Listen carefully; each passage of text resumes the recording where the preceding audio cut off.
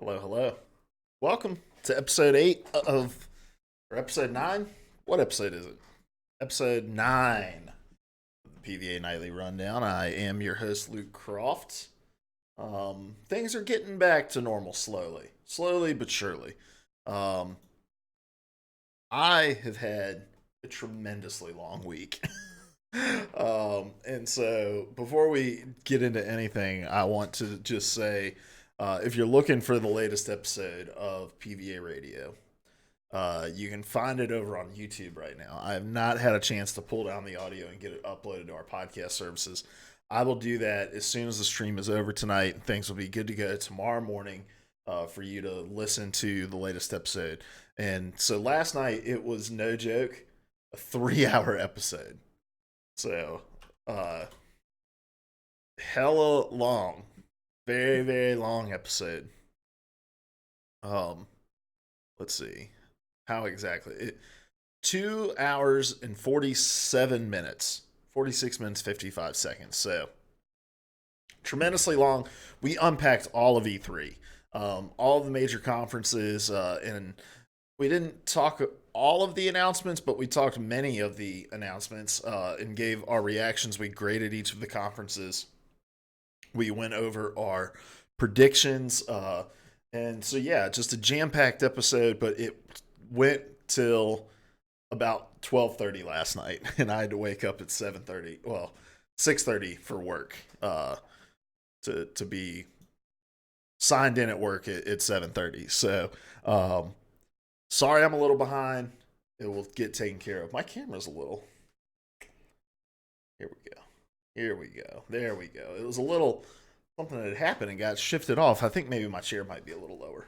But hope everybody is doing well this evening. We are going to be getting back into the swing of the normal routine of the PvA Nightly Rundown, where we're going to go over some games that released today. We're going to go over some news that came out today. Go over some housekeeping stuff. I do want you guys to go check out the latest episode of PlataGO Live. I'm incredibly proud of it. I'm incredibly proud of what I'm doing with that show, and I know that sounds weird to say. I have always had a passion for giving small creators platforms to speak from as a small creator myself, and so the PlataGO Live is an awesome opportunity for people to be able to sit down and talk about what they're experts on, talk about their streams. And my latest interview with Etc. Kid is all about creativity. It's all about being a music streamer on Twitch, and there's just so much great insight that he provides. And I certainly think that it's worth you going and checking it out. If you're over here on Twitch, you can type exclamation point PGL, or if you can just search PlataGO Live on podcast services everywhere to check that episode out, and go check out all the other creators we've talked to as well. Episode 2 was with variety streamer Lane Pavogi, and then episode 1 was with RPG streamer Bag of Tricks, and all 3 episodes are just very, very great. We're still lining up, working out a couple things for episode 4, but that will be live next Friday as well. So, and then lastly, June 28th, mark your calendar, starting at noon Eastern time, we're going to be doing a 24-hour live stream, charity live stream, where we're going to try to raise $5,000 for able gamers. And it'll be me, Larry, and Cody, but it will not be me, Larry, and Cody on our streams, right? Like on our screens on Discord. They will be coming to my home, and we will be doing a big stream. Got a lot of really fun stuff planned. Don't want to divulge too much, but we're going to have some special guests, going to be giving away some really cool prizes. And the goal is to raise $5,000 for able gamers. So we'll be tweeting out links and stuff for that as it's happening, but we'll also be tweeting out links to donate ahead of time. So if you want to get a jump on donating to that cause as well, we'll do stuff for different milestones of the fundraiser as well. It's going to be a good time. We're going to go noon to noon. I'm tired just thinking about streaming for 24 hours. There's only a little bit of, as weird as this is to say, there's only a little bit of news that's come out today, because the E3 show floor is open. There's a lot of like preview coverage going on. I don't think there's a ton of value in me like talking about somebody who's talking about playing a game that they played at E3. So we're not going to cover any of like the preview stuff that's come out. So it's a little bit of a slow news day today. And we'll get to that in just a moment. But before we get to that, I want to bring up this article that I read on USA Today right before we came on stream. And also, tonight's episode, we're still on that blackberry bubbly. The blackberry bubbly. This flavor is okay. And only okay. All right. This is from Dalvin Brown over on USA Today. Which I hate USA Today's web design. It's so narrow, and I don't like where we've got the header stuff that's wider than the content area at the bottom. And not only that, but the content area is then cut into 2/3 by this just ridiculous sidebar that they've got, right? So, there was some security footage that caught a really weird creature outside of somebody's home, and they posted it on Facebook. This is from Vivian Gomez. Now look, is this fake? Probably. But let's just let our minds roam for a moment. Let's make this full screen. First of all, what is that? What is this? Hold on. Let me see if my wife will saw that. Very funny. Yeah. Lauren, come here real quick. You want to be on the show for a second? She's coming. She's coming, guys. We're going to get Lauren on the stream and see what she thinks about this.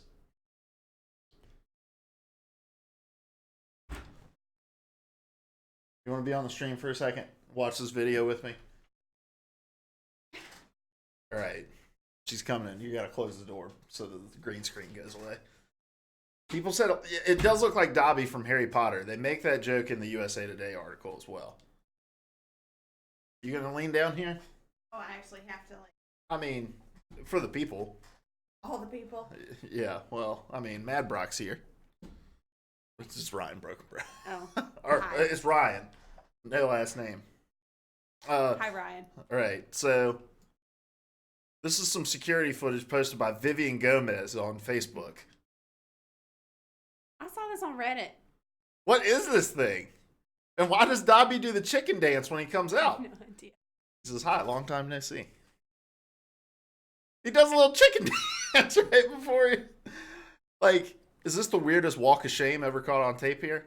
It looks like a tall, skinny little boy. Just like... like being real weird. What's he wearing? Like a...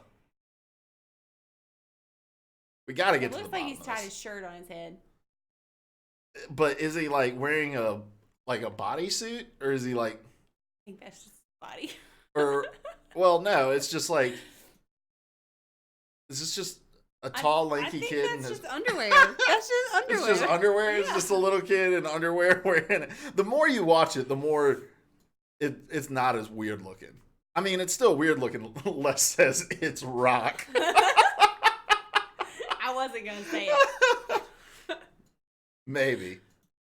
This is just a weird, like, well, and the more you think about this being a little kid in his underwear, the more weird I feel about rewinding this and watching it over and over again on Twitch. Oh, okay. Well, okay. That's all. Thanks for ruining that video for me. I'm sorry. Oh, man. That was my wife. Oh, and the green screen went crazy. We'll get it. We'll get it back. All right, I think we're good. That's fine. She's good. If you hear something that sounds like someone knocking on my door, that's my dog scratching. So yeah, I thought that video was kind of funny. There's nothing creepier than security cam footage, right?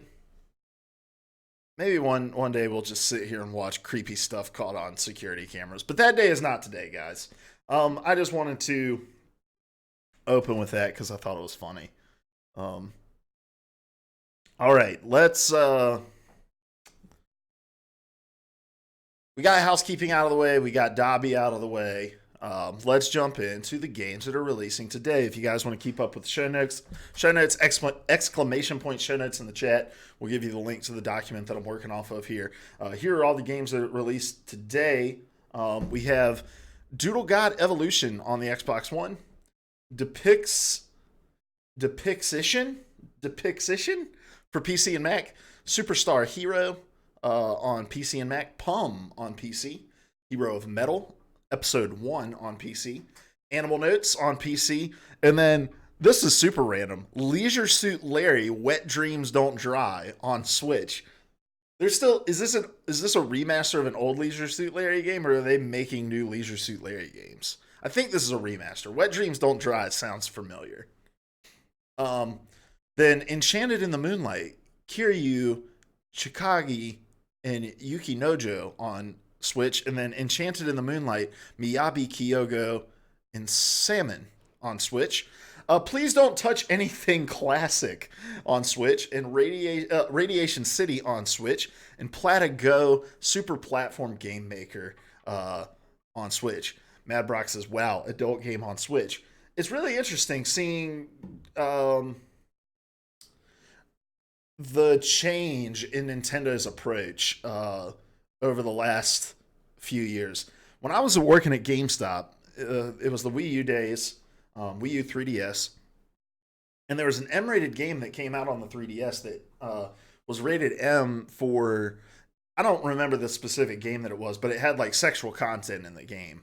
And we were told not to put the box out on the floor. That we had been instructed by Nintendo not to put the box for the game out on the floor. There wasn't anything inappropriate on the box itself, but I'm assuming it was just they didn't want somebody to mistakenly buy it. And so we could only sell to somebody who was coming in like intentionally looking for that game. And now we've got, Leisure Suit Larry on the Nintendo Switch, and we're getting all kinds of different adult content on the Nintendo Switch. And I think it's a good thing, right? Like Nintendo having a diverse library of games, and kind of their first party is still as family friendly as it can get, and they still have that, identity as a family friendly platform. But the more that they can diversify their portfolio and have more things that appeal to adults on it, the better. And the Switch is killing it in third-party support right now. And the last thing they need to start doing is denying games to be on the platform due to the broad brushes that they use to paint their content restrictions with. Obviously, you want to, bar some kinds of content from coming onto your platform, but it doesn't need to be nearly as strict. And in the digital, it's even more interesting, I guess, because of the digital platform of it, right? Like we were a brick and mortar store who was told, you can't put this game on the shelf. Well, digital store, right? You're just scrolling through. You're gonna see stuff regardless of your age. Like that's the point of the digital storefront, is discoverability and being able to find games. And so it's really a 180 in philosophy, I think, for Nintendo this generation. All right, let's move on to the news. And we're going to open this up on kind of a somber note because this is a very sad story. But Guerrilla Games lead producer Patrick Munnik dies at age 44. This is from Keenan McCall over at Twinfinite. It says Patrick Munnik, the lead producer at Guerrilla Games and a key figure in the creation of some of their biggest and most recent titles, has died. The news was revealed via a post to Twitter by Guerrilla Games on June 13th, alongside a memorial to the producer showing he had passed away on June 10th. Quote, "It is with great shock and sadness we inform you that our lead producer, Patrick Munnik, is no longer with us. We are eternally grateful to have had our greatly valued and much loved Patrick on our team," end quote. And so, super sad news. Here's a picture of the post from Guerrilla Games. He was pivotal in the creation of Horizon Zero Dawn, and he also worked on Killzone Shadowfall and 44, man. Just incredibly sad. And so, yeah, no real not much more in terms of conversation to go on around that, but just wanted to call this out at the top because he was involved in the creation of one of my favorite games of this generation. If you haven't played Horizon Zero Dawn, you should. It's a fantastic open world adventure game, and for somebody who I didn't know, it really just like emphasizes that this was a guy who was pivotal in this game's creation, whose name I had never heard before. And Horizon Zero Dawn was a game I spent a lot of time with. And, you know, it goes back to like when Greg Miller did his whatever it was, Personality of the Year award or whatever. And he just kind of picked out a random person from the credits of the Tomb Raider game and just was like, look, there are people who you don't know the names of who work their asses off to make these games that you love. And it's just sad that the only time that we talk about that stuff is in a tragic time like this. So yeah, I wanted to mention this at the top because I think this is important, and it's an important reminder that behind all of these games that we love are people, and we need to not take that for granted. So, all right. No real great transition that we can have from there. So let's move on. We're gonna move on to this story from Gamer Rant. E3 2019 just came to a close, and it's here. It's gone as quickly as it comes, right? And I love E3. It does not take me very much to get hype. If you go back and you watch last night's episode of PvA Radio and our reactions to all of the conferences, I did not grade the conferences all that highly. I think I was averaging around a C with what I was giving the conferences. Nothing really blowing the doors off, but I still love it. I still love E3. I love that it is this collective moment where the gaming world turns their eyes to LA and says, "Wow me," and we're all looking at it with this anticipation, right? It's just a cool moment. There's not a ton of moments anymore in life that can just get everybody singularly focused on one thing, and E3 is still one of those things. All the coverage turns to it. I use I don't think I'm signed in on this computer. I use Feedly, which is an RSS feeder. And over the course, like I follow like 20 different websites, right, to get gaming news for the show. And over the course of Saturday to last night, there had been like 7,000 articles posted on those 20-some gaming sites that I use. E3 just gets the gaming world to kind of screech to a halt and focus all of its attention on it, and I think that's awesome. This story is from Rory Young. E3 2020 is confirmed by the ESA. It says E3 2019 is coming to a close. Long live E3 2020. Technically, E3 2019 doesn't end until 6 p.m. Pacific time later today, so by the time we started the show, E3 2019 was wrapping up. It's officially in the books. Boom, baby, boom. However, as is traditional at E3, the ESA has posted a banner at the exit to the LA Convention Center, both saying goodbye to attendees as they're departing and confirming details about next year's E3. Yes, despite the absence of major participants like Sony and Activision, E3 is coming back in 2020. According to the ESA's banner, E3 will once again be returning to the LA Convention Center in early June, and the official dates of the event will be June 9th through June 11th. So if past press conference scheduling holds true going into 2020, the Xbox keynote will be Sunday, June 7th, PlayStation's will be Monday, June 8th, and Nintendo's will be Tuesday, June 9th. That's if the big three all decide to attend next year. So, is this a shock? It is not a shock. I don't think any of us expected E3 2020 to not be happening. I think that there are going to have to be some major shifts in the gaming industry for E3 to not continue as this moment that I just discussed at the top of the topic. But I do think the landscape around E3 is changing. E3 was a little strange this year for multiple reasons. Phil Spencer mentions one, and that's actually our next story. we're gonna wrap this all up in one story though.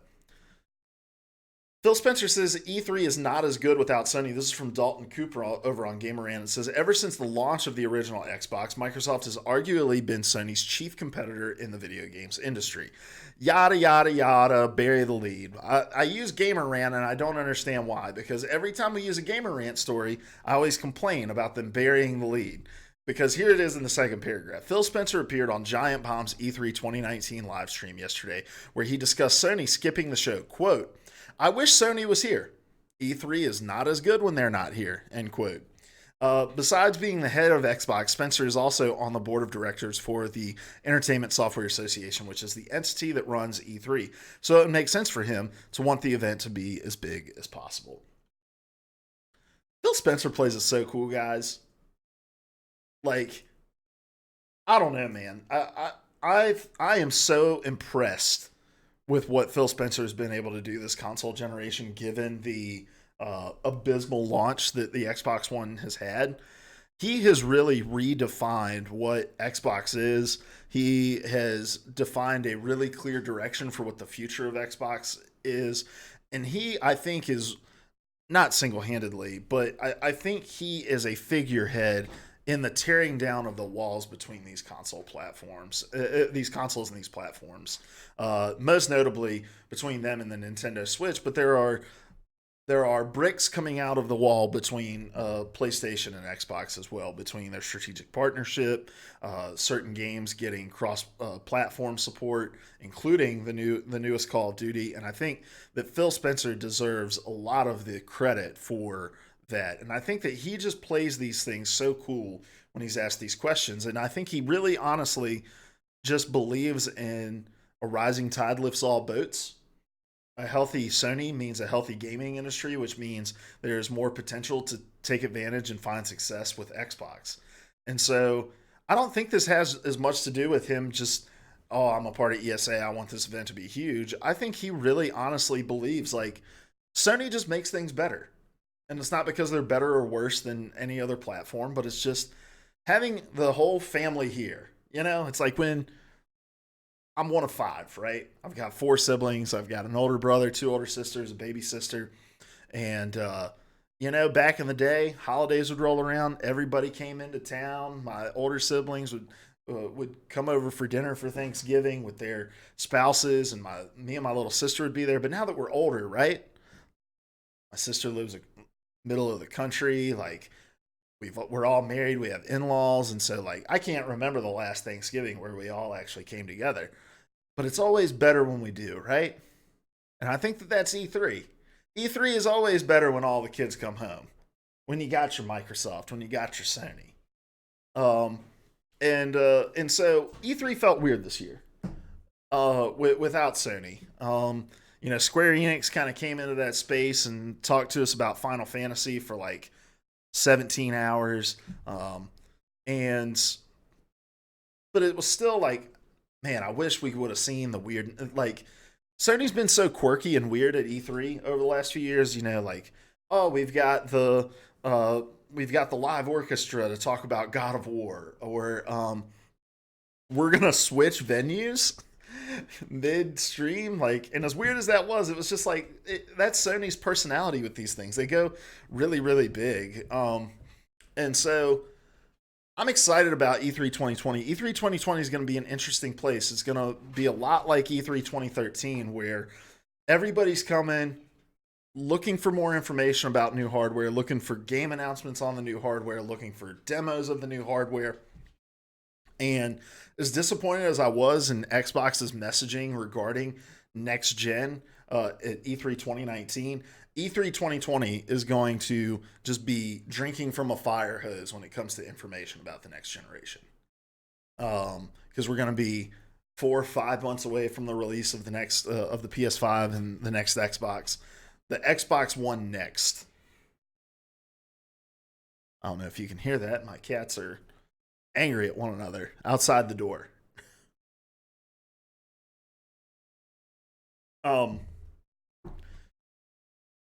Okay, hold on. I'm actually going to take care of that. BRB.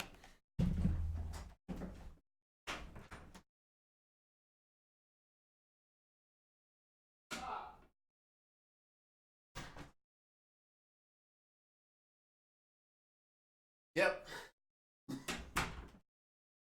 All right, my apologies. We've got a young kitten and we have an old man cat who's just always grumpy. And anytime the little cat gets anywhere close to the old cat just pretends like he's dying. So, anyway, yeah. E3 2020 is confirmed. I do think that we're going to see Sony there. I think Sony comes back. I think they took this year off because of what happened with Xbox, right? Xbox was playing the cards close to the vest because they're like, we don't want to start building hype a year and a half out. Like, we don't want to reveal too much with 18 months between now and the time you're actually going to see these consoles. And I think Sony knew that was going to have to be their play as well. And so rather than go stand on stage and get, raked across the coals, then let's just stay away, control our messaging, let Xbox do their thing. And Xbox did a fine job with, the tack that they took, but at the end of the day, I think it left almost everybody feeling a little overwhelmed. But I do want to bring up something that, and I don't know if he's hanging out with us right now, but that Beal for Real sent me earlier today to just appreciate how far we've come. Let's look at let's pull up two different videos. Let's pull up the video that Beal for Real sent me, and let's pull up the a video from Microsoft's let's do Xbox E3. They're still at it. Xbox E3 Gears of War.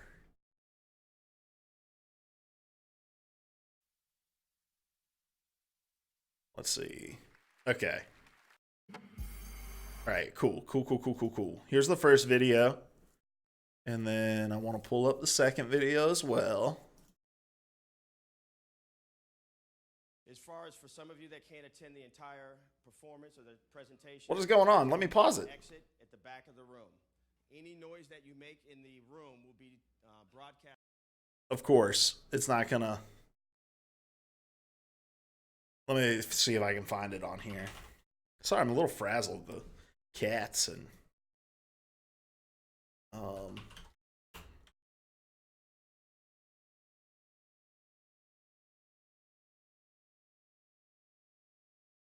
here we go. All right. Let's take a moment to appreciate how far we've come with E3, right? So we're jumping in. Let's scrub through here. So this is the trailer for Gears 5 that we saw, and then we get Phil Harrison. I'm sorry, yes, this Rod Ferguson. Sorry, Phil Harrison's the Stadia guy. So just check this out. Giant screens, really great lighting. Did they ever actually use the consoles that were on stage during the conference? They always have like, we're going to have somebody come out and drive around the world in Forza. It's everything you love about Gears turned up. All right. But watch this production quality here. This was so good. Stage comes open. Pyrotechnics. Great sound.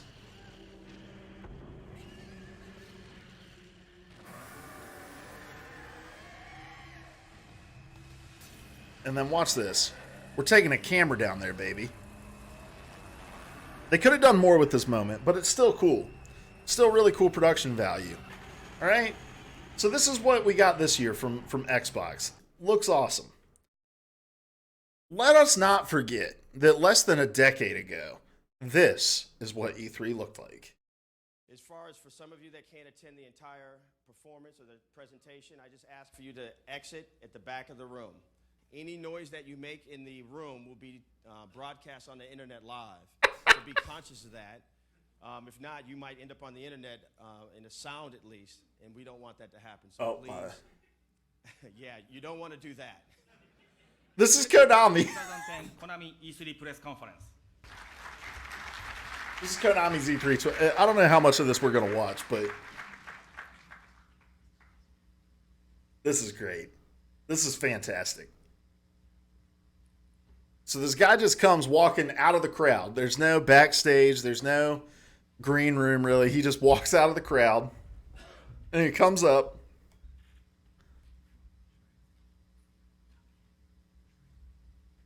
Wait for it.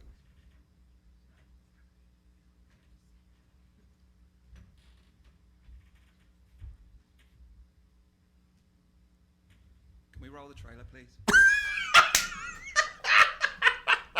Can we roll the trailer, please? Dude, if Twitch and E3 intersected in 2010, I don't know if it would be that nobody would be interested in live streaming reacting to this thing, or if it would just be so much more meme worthy that E3 would be even more popular.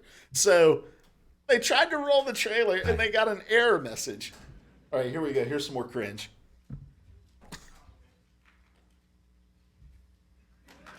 Yeah.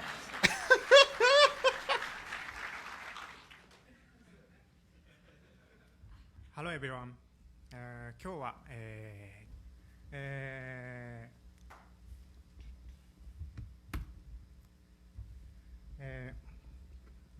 We got to remember what. One of the things I think the benefit of hip hop is that we have President Obama. 1 million views on one of your video performances on DefJamRapstar.com makes you a rapper, and there's no joke in that. Someone will become famous with this game. I'm a lead producer in the 99 Nights too. We are very excited about our upcoming release on June 29th, which is 3 weeks away. El elegido. What is going on, guys? La Parca. I haven't watched this far into Silver this King. video. Oh my gosh. This is less than a decade ago. This is 9 years ago what E3 was like. トレーラーの中に残脱という言葉が出てきましたが、 Oh boy. E3, boys and girls, we have come so far. But we have to remember what E3 used to be, right? It was really an event for behind closed doors demos and for giving like bar graph updates to investors about how your company was performing. And now it is this just fan event, right? Where companies understand we have a platform, we need to try to impress, we need to try to surprise, we need to try to wow. And so we're getting like just this insane production value. So I just love E3, man. I think it's a lot of fun. And I'm really excited about what we're going to see in 2020. All right. Let's talk about some other lo-fi footage. There has been some gameplay leaked for the new Marvel's Avengers game. So somebody broke their NDA in a behind closed door demo of Marvel's Avengers and posted the following. And I don't think there's much to do in terms of sound on this. And the contrast is like real bad, so it's really hard to even see what's going on or get a sense of like what it feels like. Let's scrub through and see if he maybe gets a better shot. So here's Captain America. Spy cam footage, yeah. How is it that the cameras on our phones keep getting better, but all leaked footage has been the same resolution for the last 25 years?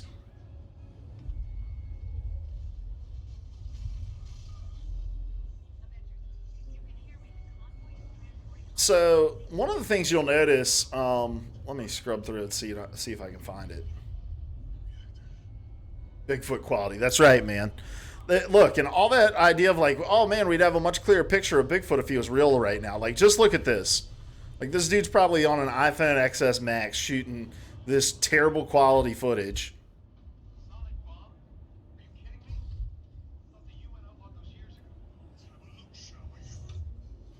So yeah, let's scrub back through and see. So here's the Iron Man. Here's Hulk.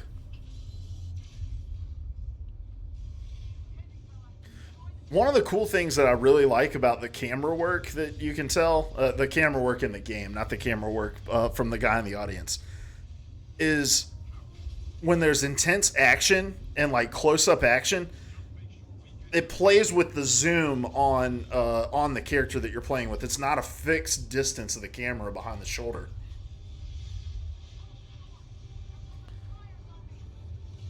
But I think with superhero games, it's much less about what does it look like and much more about what does it play like. Like, that's always been the big issue with Spider-Man games that Insomniac really correct. It's been the issue with Superman games, like not being able to really figure out the flying mechanics. And so I think from what you can see of this footage, the movement looks really, really cool. And the camera work and the presentation look really, really cool. I want to get to the Captain America stuff because you get a real good sense of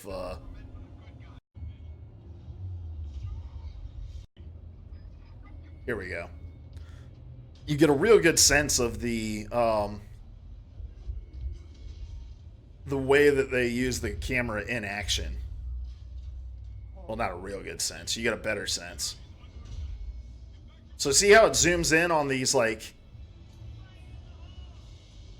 on these combat sequences? I don't think that those are like QTEs, like quick time events or anything like that. I think that it's just those different angles are being generated based off of what you're doing. But you see there, like he uses the ability, throws the shield, zooms in. I think this looks tight from what you can like suss out from it. But yeah. Look, am I a big fan? Do I think that you should be a jerk and go into a behind closed door and sign your name away onto something and then ultimately not keep your word on it? No, I don't think you should do that. But are we going to watch that footage over here to look at it? I think that them not showing Avengers gameplay, we talked about this on PvA Radio last night. I think the character designs were always going to be a conversation because for 10 years, we've been looking at the same people playing these characters, and whatever they released was going to be jarring. It was either going to be an uncanny valley resemblance where it was so close, or it was going to be what we got, where they took kind of a different approach, different outfits, and we were going to have like the conversation around how close should they have gone. But I think that they could have covered over a multitude of sins by showing at least some of this gameplay to us from the stage. The game's going to be out before the next E3, according to them, for God's sake. Like, just show us some gameplay footage, man. Please. You can control the message a lot better if you show some gameplay that gets people excited about it. And understanding that, like, hey, the way that you're going to be interacting with these characters is from behind their shoulder. Like, it's a third-person action game. Yeah, there's cutscenes where you're going to have to look at these, but at the end of the day, it's all about how does this game play. And so I don't think there's a ton that you can gain from this video. You can't see anything, and it doesn't get better at all throughout the rest of the video. But yeah, you can watch it. It's almost 13 minutes long, and at least until it gets pulled down. Who uploaded this? Amazing Animations.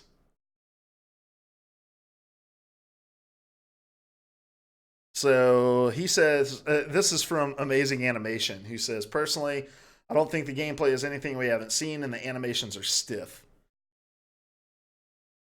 Seems like their target audience is going to be a much younger crowd. So I don't know if this is his footage, if he got to sit in on this closed door demo, or if he's getting this from like secondhand. I imagine that this will not be up for much longer. So if you want to watch it, !, show notes, and you can find the article where we pulled it from. That's from Sammy Barker over at Push Square that we pulled the video from. There was an Engadget article that said there were QTEs. Okay. Yeah, and I think that I think I was more so saying just that section. I think for some reason, especially when you get into these action-heavy games, especially in the superhero genre, but like God of War had these, and where you have things that like, okay, we want to do something narratively with the combat. QTEs are almost a necessity, but for me, I would just like rather you just show me a cutscene where it happens. Like, I don't feel any additional agency over a scene that has QTEs than I do just watching the scene. It's not like, oh man, I really pressed those buttons well, really earned that. It's not like landing a combo in a fighting game or something like that, or making a sick play in Overwatch where you feel like you have full control over it. Like, I think the Order 1886 had a million different flaws. One of the biggest flaws was that the biggest moments of that game were behind QTEs, and really frustrating QTEs. So I think games would be better off just to do away with them. I don't know how you guys feel. I feel very strongly opposed to QuickTime events. And so if they're in there, whatever, like, I'll deal with them, but I'd just much rather they not exist. All right, last item on the list. Well, let's see.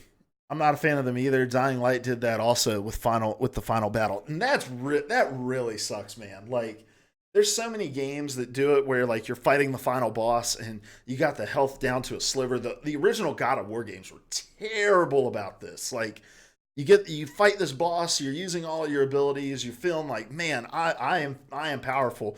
You get them down to that sliver of health, and all of a sudden it's like, all right, start the finishing sequence for this game you've spent 15 hours playing. Square, triangle, rotate the thumbstick, R2 and L2. Boom, baby, we beat the boss. Like, come on, man. Like, just show me a cutscene if that's what it's going to be. Let the health drop all the way down and then just show me the cutscene of my character killing it. Like, I don't need a QuickTime event. Last item on the list. This is just kind of a cool one. You know, we always like to end on a little something that's a little different. This is from Push Square as well. The No Man's Sky community thanks Hello Games by hiring a billboard outside the studio's office. So the community raised $2,000 on a GoFundMe page to buy this billboard that's right outside of the Hello Games office to tell them thank you.